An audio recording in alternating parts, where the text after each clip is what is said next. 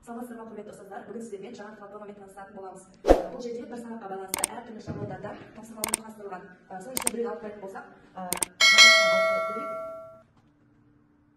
бұл жерде тең бөлшектерді тап деді. Окей деген басамыз. Мына жерде бізде тапсырмалар шығады, соны қай дұрыс жауапқа апарып қоямыз. Мысалы 15-тен 10 дегеніміз ол 3-тен 2-ге тең болады. 8-ден келесі бізде мысалы 20-ден 20 деген сол 5-тен 2-ге тең деп осылай мына жаққа келіп қояды. Әрқайсысын өзінің орындарына апарып қояды. Мысалы мына жерде бізде бөлшегіміз 3-ке қысқарады да 5-тен 2-ге тең болады. Келесі бізде мына бөлшегіміз 4-тен 1-ге тең. Осылай сәйкестендіре береміз. Осылай оқушы барлық тапсырманы орындап болғаннан кейін, мына жердегі бүкіл тапсырманы орындап болғаннан кейін, мына көк батырманы басады. Сол кезде бізде дұрыс тапсырмаларымыз, дұрыс орындалғандарымыз, яғни жазумен шығады.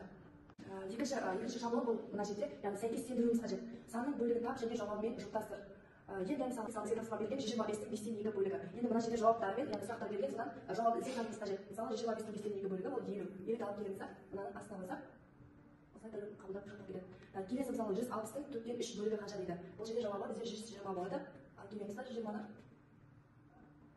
Жұптап кетті. Келесі мысалы тапсырма берген 21-дің 7-тен 3 бөлігі ол бізде 9-ға тең болады. 20-ны әкеп қоямыз. Сол кезде осылай барлық тапсырмалар орындалады. Оқушыларға қызықты болады.